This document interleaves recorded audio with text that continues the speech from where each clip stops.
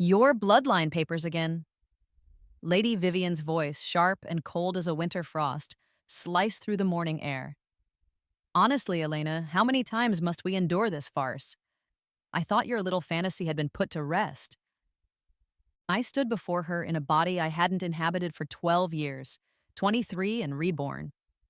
The sight of her was unchanged, from the venomous sneer twisting her lips to the perfectly manicured nail she tapped against my inheritance documents. The matter was never settled, Vivian. It was merely silenced. In my first life, which ended at the age of 35, I would have flinched. Today I met her gaze without blinking. The sweet scent of jasmine from my mother's garden drifted between us, a fragrance that should have brought comfort but now only fueled the metallic taste of fury on my tongue.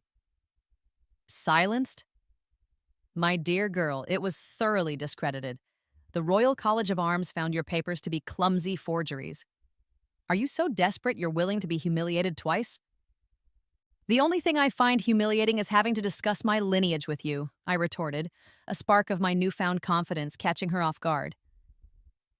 In my past life, I was a mouse. Now, I knew where every trap in this house was laid.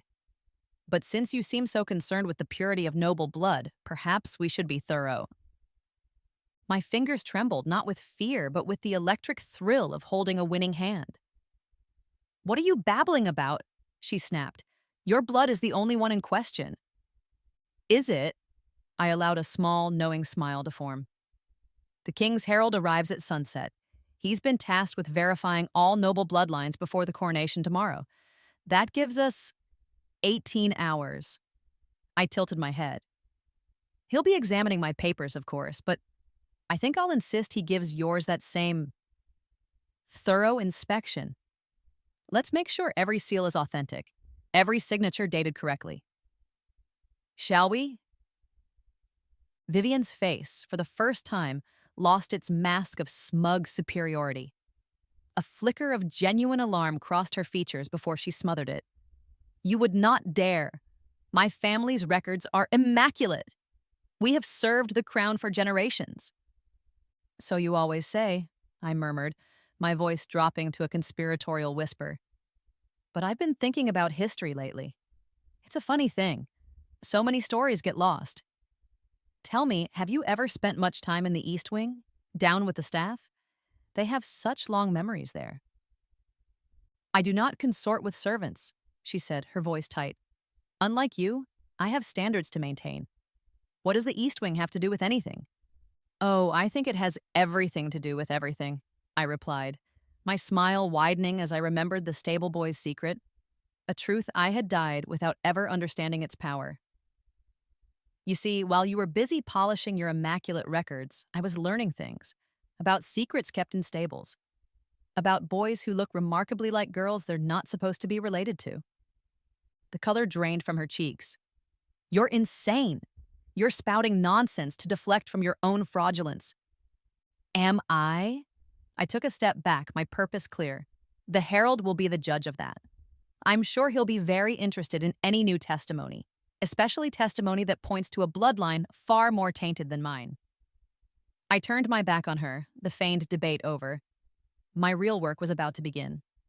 Enjoy the sunshine, Vivian. I have a feeling the next 18 hours are going to be very long for you. Without another glance, I started walking toward the manor's east wing where Thomas waited, completely unaware that his life and hers was about to change forever. He thought himself a simple stable hand. He had no idea. His story was the key to my victory. I strode past Vivian without a word, my heels clicking a steady, defiant rhythm on the marble floors. The path to the guest wing, where visiting dignitaries like the King's Herald were quartered, was a gallery of her family's supposed glory. Portraits of stern-faced men and women, all bearing the same hawk-like nose and arrogant eyes as Vivian, stared down from gilded frames. In my first life, I had walked this hall with my head bowed, intimidated by the weight of their alleged history.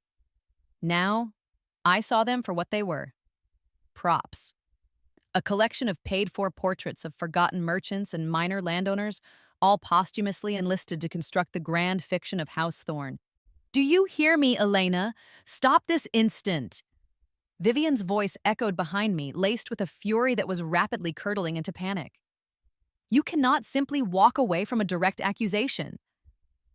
I am not walking away from it, I called back over my shoulder, my pace unwavering. I am escalating it. There is a difference. The long corridor stretched before me, each step taking me further from the girl I was and closer to the woman I had to become. My first decisive action was not just a threat whispered in a garden.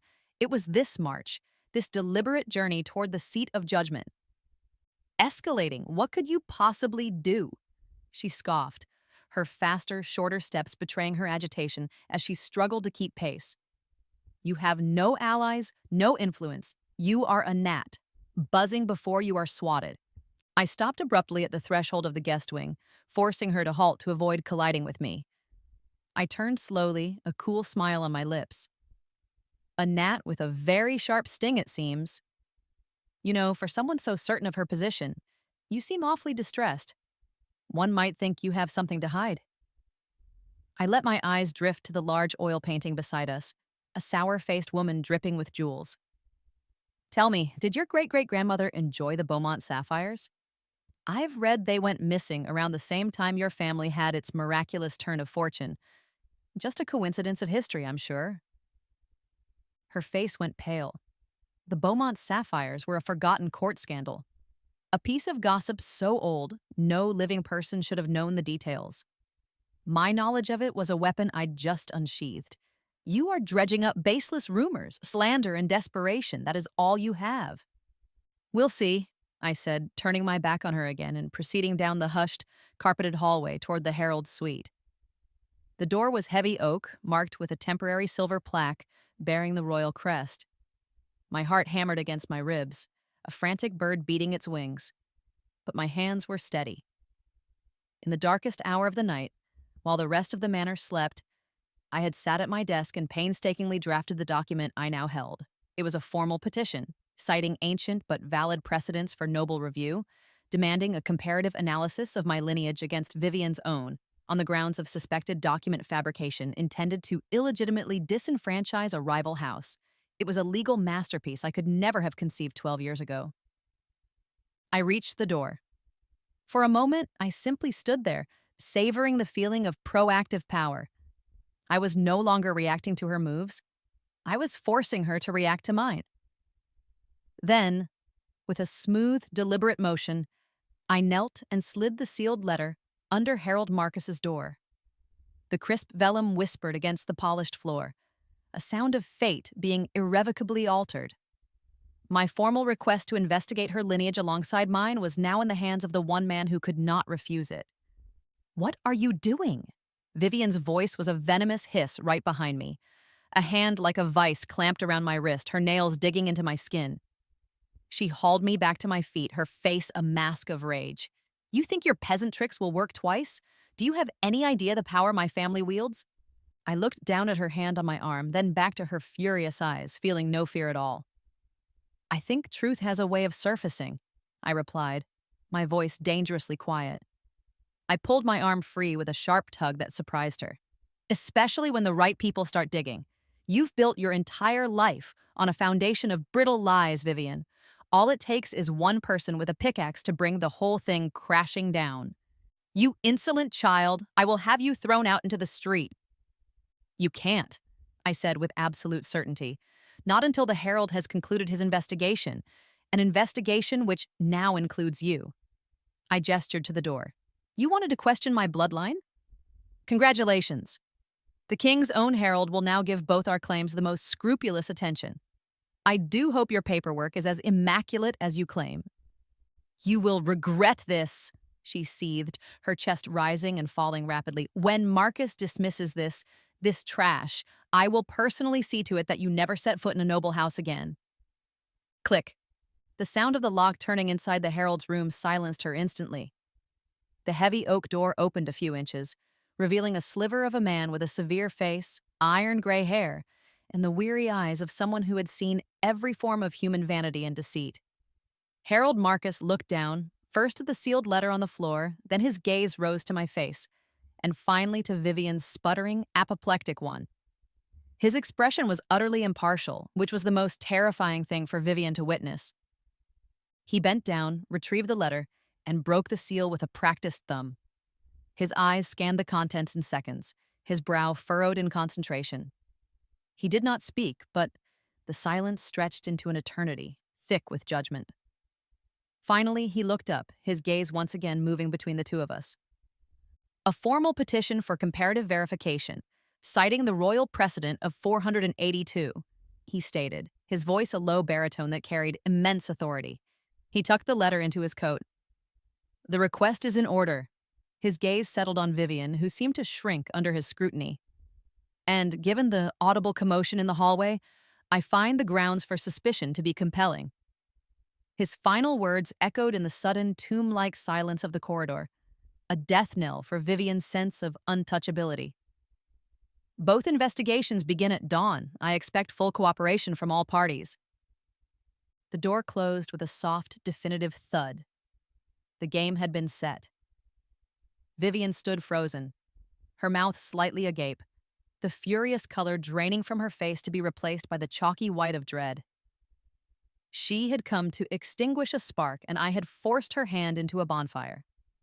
I gave her one last look, a silent promise of the ruin to come, and walked away, leaving her alone in the hall with the ghosts of her fraudulent ancestors. My next move was already planned. She would run to the library to her gold and her influence. But I knew something she didn't. Herald Marcus couldn't be bought.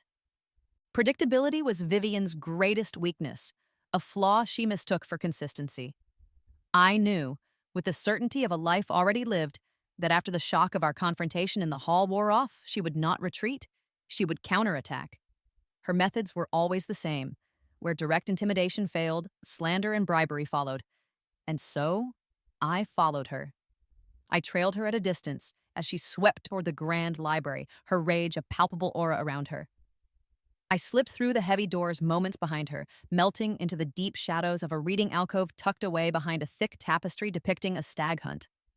My hiding spot was perfect, offering a clear view of the central fireplace, the heart of the room where I knew the meeting would take place. The library was Vivian's cathedral of lies. Thousands of leather-bound books, their spines uncreased and their pages uncut, filled shelves that reached the vaulted ceiling. They were props, just like the portraits. The air was thick with the scent of old paper and beeswax, and the only sound was the crackle and pop of logs in the cavernous fireplace, where the Thorn family crest, a hawk clutching a serpent, was carved into the marble mantel. I settled in to wait. It didn't take long. A servant announced Herald Marcus, who entered with the same stoic bearing he'd shown in the hall. He looked like a man of stone amidst Vivian's gilded cage. Vivian, having composed herself, adopted a posture of aggrieved dignity. She gestured for the herald to take a seat in one of the plush armchairs by the fire. Herald Marcus, thank you for agreeing to this private word. I felt it imperative to speak with you away from the hysterical theatrics of my cousin. Marcus remained standing. My lady, what I have to say on this matter will be said on the record. There is no need for privacy. But there is, she insisted, her voice dropping to a confidential, conspiratorial tone. There are delicate matters concerning Elena's state of mind. She has always been fragile, prone to fantasy. This sad obsession with her bloodline, it is a recurring delusion. Her father, my dear uncle, worried about it constantly before he passed. He feared her fantasies would one day bring shame upon us. She let out a soft, sorrowful sigh.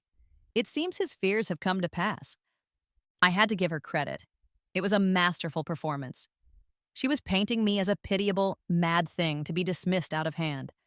But Herald Marcus's expression remained unchanged, his eyes giving away nothing.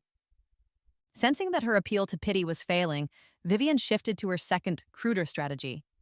From the folds of her gown, she produced a heavy purse of deep crimson velvet, tied with a golden cord. The soft clink of coins was obscenely loud in the quiet room. She placed it on the small table between them, her shadow thrown large and distorted against the ancient tapestries by the firelight, making her look like some grasping creature of the dark. Lady Elena's claims are baseless fabrications, she whispered, pushing the purse slightly toward him. A flight of fancy from a troubled mind. I am certain a man of your experience can see that. A quick validation of my family's unimpeachable documents is all that is required. For your expediency, a gift. To thank you for your judicious handling of this delicate internal family matter. The silence that followed was heavy and absolute. Marcus stared at the purse of gold, his face a granite mask. For a terrifying second, a flicker of my old life's fear returned. What if this time was different? What if this Herald, unlike the one I remembered, could be bought? Then, with a slow, deliberate movement, he extended his hand. He did not take the purse. He pushed it back across the table, the velvet skidding to a halt just inches from her hand. The rejection was quiet, yet it felt as final and as loud as a slamming door. "My lady," he said, and his voice was colder than the stone of the fireplace. "I investigate all bloodlines with equal scrutiny. The law does not bend for gifts, nor does it falter for powerful names. You summoned me here to discuss your documentation. So, let us discuss it." From an inside pocket of his coat, he produced a file. He drew out a sheet of parchment, one of her documents. "I confess, in my preliminary review of your family archive, I noticed something. Your own documentation seems unusually pristine for papers supposedly centuries old." Vivian snatched the document from his hand, her composure shattering like fine glass. "These documents are authentic. They have been preserved with the utmost care, as befits a family that has served the crown for generations. You see an heirloom, I see a legacy. I see parchment that does not feel 300 years old," Marcus countered calmly, his gaze unwavering. "I see ink that has not had time to properly oxidize. The records in the Royal College are brittle, faded. This," he tapped the paper she held, "feels supple. The ink is a shade too black, too uniform. It is a testament to my ancestors' meticulous care," she insisted, her voice rising in pitch. "They understood the importance of history." "A history I am now charged with verifying," Marcus replied smoothly. He was like a surgeon, his words precise cuts, excising her lies one by one. "Then you won't mind if I examine the parchment age and ink composition?" "A simple test. A royal alchemist can determine the precise origin of the materials. It will either confirm your claims of meticulous preservation or reveal something else entirely. It is a standard procedure, my lady, one that will allow me to dismiss my concerns and Elena's petition entirely, assuming, of course, that everything is in order." "This is preposterous," she finally exploded, all pretense of civility gone. She was on her feet, her hands clenched into fists at her sides. "This is an insult of the highest order. You are a glorified clerk, a man of no significant birth. You dare question my noble heritage on the word of a hysterical girl and your own baseless suspicions?" "I dare to do my duty as sworn by my oath to the king," Marcus said, his voice remaining level, which only infuriated her more. "Your heritage is not being questioned, Lady Vivian. The authenticity of your proof is. There is a difference." The crackling fire seemed to die down, the warm amber light shrinking away to leave cold, grasping shadows to fill the room. The confrontation was over. Vivian stood trembling, speechless with a rage that had no target left to strike. Harold Marcus paid her no further mind. He moved to the great library desk, pulled out a fresh sheet of paper and his own quill, and began to write. The sharp, decisive scratching of his nib on the page was the only sound. It was the sound of her world beginning to unravel. From my hiding place, I felt a cold, sharp thrill of victory. She had taken the bait. She had revealed her hand. And now, the Crown's most incorruptible investigator had his sights set directly on her. The first trap had been sprung perfectly. Dawn broke cold and gray, the weak sunlight struggling to pierce the oppressive gloom that had settled over the manor. The 18-hour clock had bled away its night, and with the morning came the certainty of a reckoning. I had not slept. Instead, I had sat by my window watching the stars fade, my mind a whirlwind of strategy and memory. Just as the first servants began to stir, a soft but insistent knock came at my door. A junior clerk in the Herald's livery stood there, his face impassive. "Lady Elena, Herald Marcus requests your presence in the library at your earliest convenience." He has an update on the preliminary investigation. The words were a calm, procedural summons, but they sent a jolt of triumph through me. It was happening. It was happening faster than I could have dreamed. When I entered the library, the scene was vastly different from the one I had spied upon hours earlier. The fire had been rekindled, casting a clean, businesslike light across the room. Herald Marcus stood not by the grand fireplace, but at the massive central table. It was covered with documents, Vivian's pristine, fraudulent papers laid out beside my own worn but genuine articles. He had set up a small workstation with lenses, calipers, and small vials of chemicals. He looked up as I entered, his eyes holding a flicker of something new. Not suspicion, but a kind of professional fascination. "Lady Elena, thank you for coming so promptly," he began, his voice devoid of any warmth but ringing with purpose. "I have been working through the night on the initial verification of the documents provided by you and your cousin, Lady Vivian. I have discovered a significant discrepancy." "A discrepancy?" I asked, keeping my voice neutral, playing the part of the concerned petitioner. "That is a mild term for it," he corrected, a dry note entering his tone. He gestured for me to approach the table. As I suspected, the parchment and ink composition of Lady Vivian's ancestral charter raised immediate flags. The materials felt far too new. So, I conducted an elemental analysis on the pigments used in the family crest, right here. He pointed to the top of the charter where the Thorn family's hawk clutched its serpent, painted in bold colors. Specifically, the vibrant blue used for the hawk's eye and the serpent's scales. He slid a powerful magnifying lens over the spot. "Please, look." I bent over, my heart hammering. Under the lens, the blue was brilliant, almost electric. "That particular shade," Marcus explained, his voice close by, "is known as cobalt blue. It is a beautiful, stable pigment. It is also, by the king's own alchemical records, an invention of the last half-century.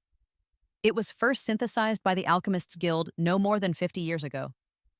He paused, letting the weight of his words settle in the quiet room.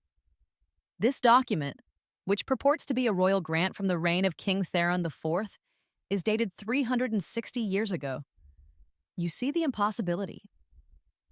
It was more perfect than I could have imagined. In my first life, Vivian's fraud was never uncovered. She had wielded her power so effectively that no one ever dared to look this closely. But I had forced the issue, and the truth once sought was laughably simple. So the charter, the crest, is a forgery," Marcus stated, his voice flat and final. "An exceptionally crafted one, I might add. The penmanship is a masterful imitation of the period script. The seal was likely impressed from the original, somehow. But the artist who illuminated the crest made a fatal error. He used the best materials available to him in his time, not the materials of the time he was trying to imitate." He straightened up, his expression grim. "Her entire noble lineage, as proven by this charter, is fabricated. It is the most audacious case of ancestral fraud I have ever had the misfortune to investigate. By tomorrow's coronation, Lady Vivian, the woman who had built her identity on the bedrock of her pure, ancient bloodline, would be exposed as a fraud. The whispers and accusations she had leveled at me would boomerang back to shatter her. I would not only be cleared, but I would be vindicated in the most public and humiliating way imaginable for my rival. My name would be restored, my lands would be secure. I would claim my rightful place among the true nobility, not as a suspect claimant, but as the woman who exposed the greatest lineage hoax of the generation." A dizzying sense of victory washed over me, so potent it almost brought me to my knees. The future I had lost, the honor my mother had cherished, was within my grasp. Herald Marcus was already gathering his tools. "I will need to draft my official report for the king. There will be a formal hearing this evening before the coronation preparations begin in earnest. You will be called to testify, Lady Elena, as will Lady Vivian." His gaze met mine, and for the first time, I saw a glint of something that might have been sympathy. "Be prepared. The truth can be a brutal weapon in a court of whispers." I thanked him and left the library, my mind racing. The plan had worked. Victory was assured. I could simply wait for the hearing, watch as Marcus presented his irrefutable evidence, and savor Vivian's downfall. It would be enough. It would restore my honor. But as I walked through the grand, silent halls of the manor, a new thought, cold and sharp as a shard of ice, cut through my elation. Exposing Vivian was only half the battle. It was defense. It was taking back what was stolen. It wasn't true power. True power was not about restoring the old order. It was about building a new one. Vivian's fall would leave a vacuum, and nature, especially the nature of noble courts, abhorred a vacuum. Some other grasping, ambitious family would simply take her place. The game would continue just with new players. No, I couldn't wait for her next move, or for the court to decide her fate. I had to be more audacious than she ever was. I had to shatter the entire game board. My victory wouldn't be complete until the power she had stolen and abused was placed in hands worthy of it. My path forward was no longer aimed at the library or the courtroom, but at the stables. I picked up my pace, my purpose renewed and sharpened to a razor's edge. I headed straight to the East Wing, where Thomas held the proof that would not just expose her as a fraud, but shatter her world completely. The stables smelled of hay, horse, and honest labor, a world away from the cloying perfumes and polished lies of the manor. I found Thomas in a dusty shaft of sunlight, brushing down my mare, his movements gentle and sure. He worked with a quiet focus, a calm that seemed to emanate from him and soothe the animals around him. He was of average height, with a strong build from his work, and plain, kind features that were now smudged with dirt. He looked up as I approached, his brow furrowing in surprise. It was rare for any of the nobles to set foot in the stables, least of all a lady. "My lady," he said, giving a short, respectful bow. "Is something amiss with Nutmeg?" "Nutmeg is fine, Thomas. She looks happier than I've ever seen her," I said, reaching out to stroke the mare's nose. "It's you I came to see." He looked genuinely baffled. "Me, my lady? I need to ask you some questions about your past. I know they might seem strange, but please, just answer them honestly. It is of the utmost importance." He leaned his shoulder against the horse, his posture wary. "I don't have much of a past, my lady. Grew up in the church orphanage in the South Valley. Been working here since I was a boy. That's all there is." "The orphanage," I said, seizing on the detail. "Did they give you anything when you left? A memento of who you were before you arrived?" His hand went instinctively to his neck, where a simple leather cord was tucked beneath his tunic. It was a gesture I had seen 1,000 times in my past life but never understood. He hesitated. "Why are you asking this?" "Because I believe you are more than you think you are, Thomas," I said, my voice soft. "I believe your past is the key to the future of this entire estate. Please, let me see what you have there." Suspicion warred with curiosity in his eyes. He had no reason to trust me, a noble lady who had never given him more than a passing glance before. I had to give him one. "You once found my mother's silver locket by the garden path. You could have sold it for a month's wages, but you returned it to her directly. You told her you didn't believe in taking what wasn't yours. Do you remember?" He stared at me, his mouth slightly agape. I remember, but that was years ago. How do you—" "My mother never forgot it, and neither did I. You are a good and honest man, Thomas. That is why I'm here. Now, please." Slowly, reluctantly, he pulled the leather cord over his head. Attached to it was a small oilskin pouch, worn smooth with time. He handed it to me. My fingers trembled as I took it.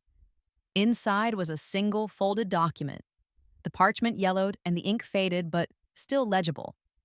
And nestled in the fold was a tiny carved wooden bird, no bigger than my thumb. I unfolded the paper. It was a birth certificate, officially sealed by the Royal Chancellery. It recorded the birth of twins to Lord and Lady Thorne, a daughter, Vivian, and a son, Thomas. I looked up at him, his face a mask of confusion. "What is it?" he asked, his voice barely a whisper. "It's the truth," I said, my own voice thick with emotion. I turned the document so he could see it, pointing to the names. "This is your birth certificate. It says you were born to the late Lord and Lady Thorne, on the very same day as Lady Vivian." I watched his face as the meaning of the words sank in. I saw denial, then shock, then a wave of pure, uncomprehending pain. "No," he whispered, shaking his head and taking a step back. No, that's not possible. It's a mistake. It's some kind of cruel joke. It's not a joke, I said firmly, holding his gaze. She is your twin sister, Thomas. You are the true-born son of this house. This document is the proof. But why? The question was a raw wound. If this is true, why was I thrown away?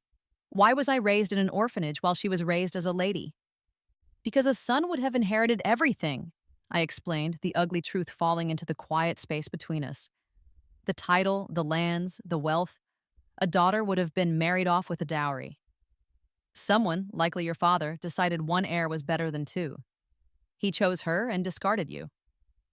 He slumped back against the stable wall, his face ashen. The foundation of his entire life had just been pulverized. He was not a nameless orphan. He was a dispossessed lord. The revelation was not a gift, but a burden of grief and anger. So what now? He finally asked, his voice hollow. What do you want from me? Justice, I said, my voice ringing with conviction. Vivian has proven herself unfit to rule. She is cruel, arrogant, and a fraud. Her power is illegitimate in more ways than one. This estate, this name, this legacy, they are yours by birthright. I want you to claim what is yours. He looked from the damning certificate in my hand to his own, calloused and dirt-stained. Me! I'm a stable boy. I don't know how to be a lord. I can't— You already are one, I interrupted, stepping closer. Forget the title. You have the character she has always lacked. You are honest. You are kind. You are diligent. This house doesn't need another arrogant tyrant. It needs a steady hand. It needs a good man. It needs you. I pushed the certificate back into his hand. Herald Marcus is exposing her forged lineage this evening. The timing is perfect. While she is reeling from that accusation, we will present him with this, the true claim. Not as a stable boy, but as Lord Thomas Thorne. He stared at the paper, then at the tiny wooden bird in his palm, and finally, at me. The dazed, haunted look in his eyes began to recede, replaced by a flicker of something new, a spark of anger, a hint of resolve. The docile, stable hand was fading, and a lord forged in injustice and tempered by humility was beginning to emerge. She questioned your bloodline, he said, his voice quiet but firm. And all the while, mine was the one that mattered. He closed his hand into a fist, crushing the document and the wooden bird within it. All right, tell me what I have to do. The journey from the stables to the manor's quiet west wing felt like crossing a national border. I led Thomas through corridors he had only ever known as a servant, his footsteps hesitant on the plush carpets. He walked with his head slightly bowed, a habit ingrained by a lifetime of servitude. For my plan to work, that had to change before we faced Herald Marcus. I guided him into a small, disused sitting room that had belonged to my father, a place of comfortable leather chairs and quiet dignity, untouched by Vivian's gaudy renovations. It was a pocket of the past, a fitting place to forge the future. We need to get you cleaned up, I said gently, gesturing to a wash basin. And you cannot meet the herald dressed in stable clothes. While he washed the grime of his labor from his hands and face, I went to my father's wardrobe. The clothes were old-fashioned but well made from simple dark wool. They would fit his broad frame well enough. There was no finery, no silk or embroidery. Just the respectable attire of a country nobleman. It was perfect. He took the clothes hesitantly, his calloused fingers brushing against the fine weave as if it might burn him. My lady, I don't know if I can do this, he confessed, his voice low and strained. To stand before a king's herald and claim to be a lord? They will laugh at me. They will not laugh, I said, my tone firm but reassuring.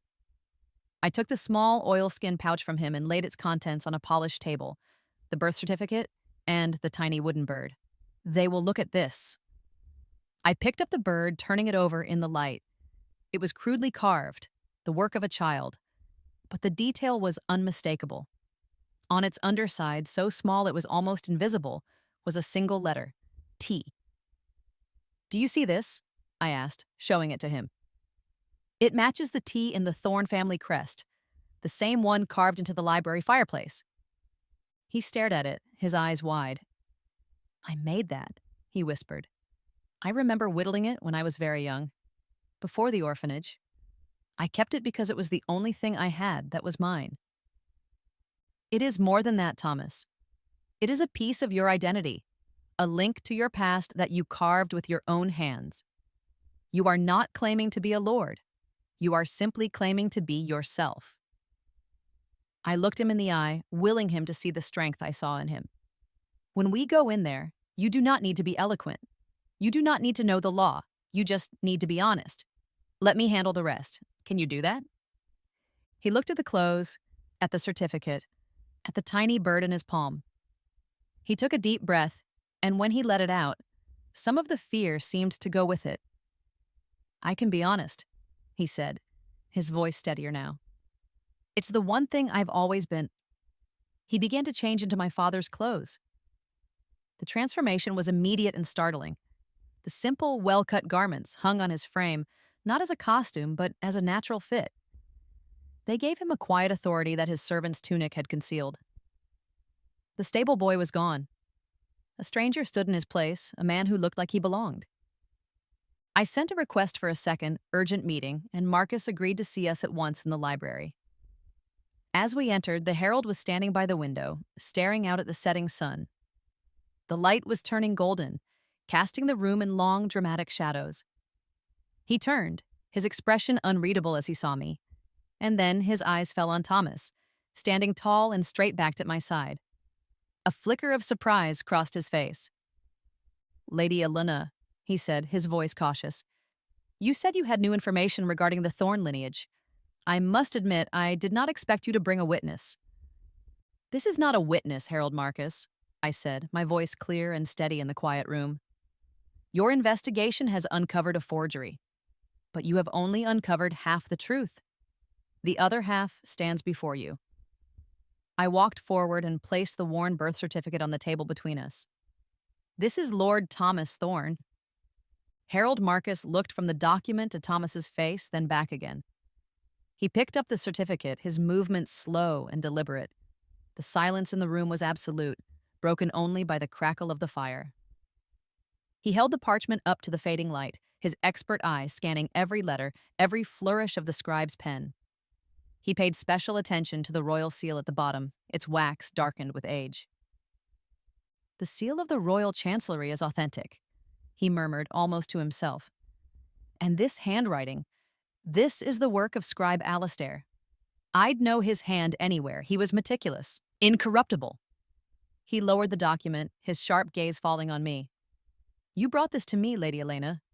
Thomas has been a stable hand on this estate for 20 years. How long have you known about this?" The question was a test. He was probing the mystery of my knowledge, the source of my sudden disruptive power. "I have known long enough to see a great injustice," I replied carefully, meeting his gaze without flinching. "And I chose to reveal it now for one reason." "And what reason is that?" "Because she questioned my bloodline once too often," I said, the words sharp and true. "Her crime was not just against me, Herald. It was against him. She built her entire life on his erasure, on the lie that he never existed. Questioning my heritage was simply the final arrogance that gave me the strength to seek the whole truth. Thomas has the stronger claim, not just to her stolen titles, but to the very name she bears." Marcus placed the certificate back on the table, his expression one of profound gravity. He looked at Thomas, who stood silent and resolute, a man waiting for a verdict that was 2 decades overdue. "This changes everything," the Herald said, his voice low but carrying the weight of law and history. "Everything. The laws of primogeniture are absolute. If this document is verified, and I have little doubt it will be, then Thomas is the sole heir of the late Lord Thorn. By birthright law, he inherits the estate, the titles, and all associated holdings. Entirely." He let the words sink in, spelling out the consequences with brutal clarity. Lady Vivian would not simply be stripped of her title. She would be left with nothing. No land, no wealth, no name. Legally, the life she has known has belonged to him since the day he was born. The sun dipped toward the horizon, its last rays spearing through the tall library windows and igniting the dust motes in the air. The long shadows stretched across the courtyard outside, and the world seemed to hold its breath. All eyes in the room, mine, the Herald's, were on Thomas. He was no longer just a man, he was a fulcrum upon which a great house was about to turn. Harold Marcus took a step toward him, his voice softer now, yet more direct. "Do you understand what this means, son? The burden that will fall to you?" Thomas looked at the Herald, a man who represented the system that had allowed his life to be stolen, and yet was now his only path to justice. His voice, when he spoke, was not the hesitant murmur of a stable hand, but the clear, firm tone of a man who had found his footing on solid ground. "I understand that my life has been a lie," he said, "and I am ready to make it true." He was no longer a servant in disguise, no longer a pawn in my game. He stood tall, my father's simple clothes, lending him a gravitas that Vivian's silks and jewels could never possess. In the fading light, he looked every inch the lord he was born to be. The great coronation hall was a dazzling sea of silk, velvet, and jewels. Light from 100 chandeliers fractured through the stained glass windows, painting the air in vibrant, shifting colors. The collective murmur of the kingdom's most powerful families filled the vaulted space, a hum of anticipation and ambition. From my place among the lesser nobility, I had a perfect view of Lady Vivian. She was seated in a position of high honor near the throne, resplendent in a gown of shimmering gold, a smug, triumphant smile playing on her lips. The Herald's investigation into her lineage had been conducted with quiet discretion, and she had clearly misinterpreted the silence as a victory. She believed she had won. She believed I was a forgotten footnote, a minor annoyance now swept aside. Her arrogance was a brilliant, blinding light, and it was about to become the very thing that incinerated her. I felt the weight of Thomas's worn birth certificate, tucked safely in my bodice. My own victory was not silent. It was about to be very, very loud. The ceremony began, fanfare sounded, and the procession of the royal heir commenced. The air grew thick with incense and reverence. It was in the sacred pause just before the final oaths were to be sworn that Harold Marcus acted. He rose from his designated place, a stark figure of iron-gray sobriety amidst the glittering assembly. The breach of protocol was so profound that a shocked silence fell over the entire hall. Every eye turned to him, and then a collective gasp rippled through the crowd as they saw the man who rose with him. It was Thomas. Dressed in the simple but dignified dark wool of my father, he was an island of quiet substance in an ocean of flash. Pinned to his chest, stark against the dark fabric, was the Thorn family crest, the silver hawk clutching the serpent. He wore the crest Vivian had claimed as her own for a lifetime. Harold Marcus did not wait for permission to speak. His voice, trained to fill such halls, rang out with indisputable authority. "Your Majesty, I beg a moment's pause. My duties as King's Herald compel me to speak on a matter of succession and fraud that has immediate bearing on these proceedings and the integrity of this noble court." He turned his gaze, cold and sharp as a blade, directly to the woman in gold. Lady Vivian Thorn. He used her full, supposed title, and the name hung in the air like a death sentence. "I ask you before this esteemed assembly to explain a simple matter. Explain how your brother came to work in your stables while you enjoyed his inheritance." The shock in the room was absolute. Vivian shot to her feet, her face a mask of disbelief and fury. "Brother? What is this madness? Herald, you are overstepping your station. I have no brother." Her eyes found Thomas, and a look of pure, venomous hatred contorted her features. She pointed a trembling finger at him. "This is Elena's desperate conspiracy. That is a stable hand she has dressed in fine clothes to sow chaos. Seize them both." But no guards moved. All eyes were on the Herald, who held up a hand to quell the rising din. "It is no conspiracy, my lady," Marcus said, his voice cutting through her tirade. "The official birth records, signed and sealed by the Royal Chancellery, tell a different story. They show twin children born to your parents on the 3rd day of the harvest moon, 35 years ago." He unrolled a document with a dramatic flourish, the authentic birth certificate. A daughter, Vivian, and a son, Thomas. Only one, it seems, was raised in luxury. "Those records are forged!" she shrieked.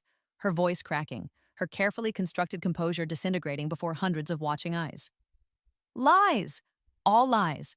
I am the sole heir. I have always been the sole heir. My family's lineage is a matter of historical record.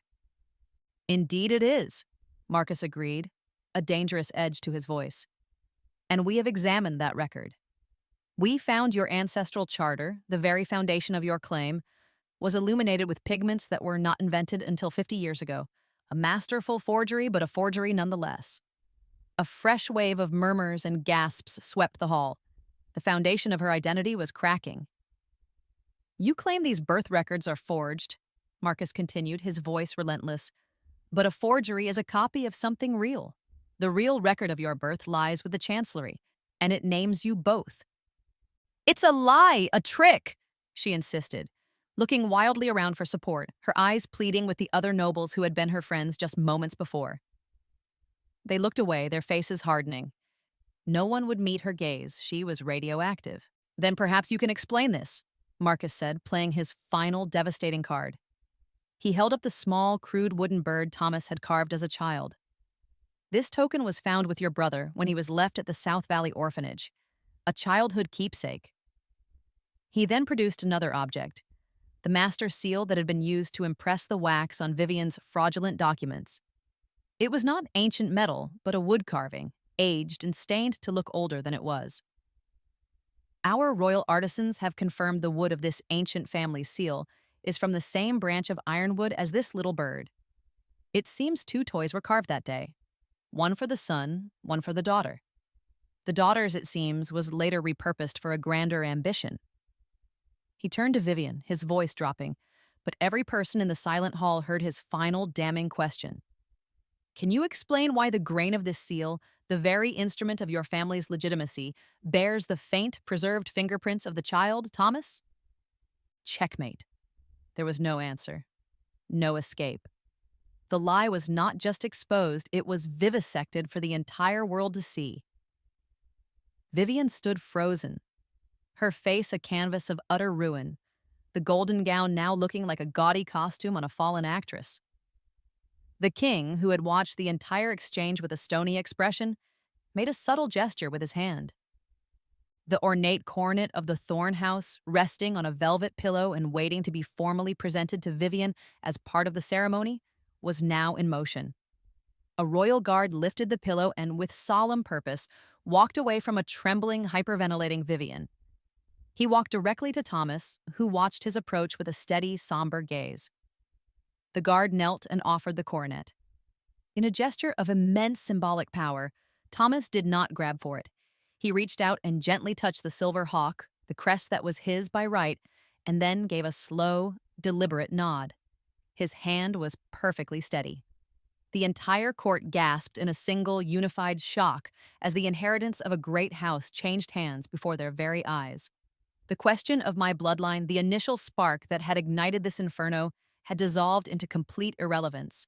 But in its place, a new, more unsettling mystery emerged, and I could feel it in the hundreds of eyes that were now fixed on me. The whispers changed.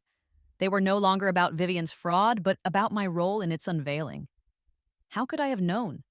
How could a disgraced minor noblewoman orchestrate such a perfect, devastating coup? How did I know about the stable boy, the forgeries, the secrets buried for decades? I locked eyes with the dethroned Vivian across the hall. In her gaze, I saw not just hatred, but a sliver of dawning, horrified understanding. She was not looking at a rival. She was looking at a ghost. The fallout was immediate and absolute. As the coronation ceremony hastily concluded, Vivian was no longer Lady Thorne. She was simply Vivian, a woman with no title, no lands, and no allies. I watched as guards, with a kind of embarrassed pity, escorted her from the great hall, not through the grand central doors, but through a small, ignominious side exit used by servants.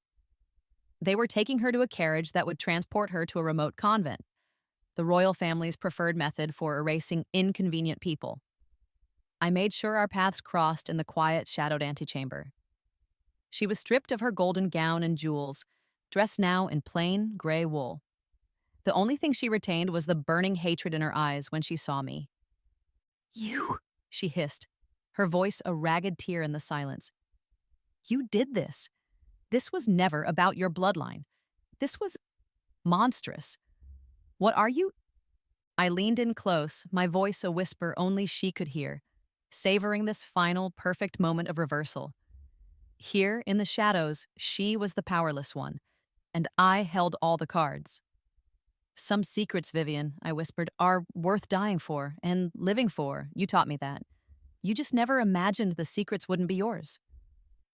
I smiled, a true, final smile of victory, and stepped back, letting the guards lead her away to her new life of prayer and obscurity. She was a ghost now, and I was the one who had learned to haunt. 3 months later, the scent of jasmine from my mother's garden once again filled the air, but now it was a fragrance of peace. The manor, now rightfully Lord Thomas Thorne's, had transformed. The oppressive gloom was gone, replaced by a sense of quiet purpose. I found Thomas in the library, though it, too, was a different place. The dusty, unread books had been cataloged, and some were even open on the great table, where he was reviewing petitions from tenant farmers. He looked up as I entered, a frown of concentration on his face. "Elena, thank goodness," he said, relief washing over his features. "The farmers from the South Meadow are in a dispute with the West Ridge tenants over water rights for the coming season. The law is ambiguous. The South Meadow lands have seniority, but the West Ridge provides more grain for the tithe. What do I do?" I came and stood beside him, looking down at the map of the estate.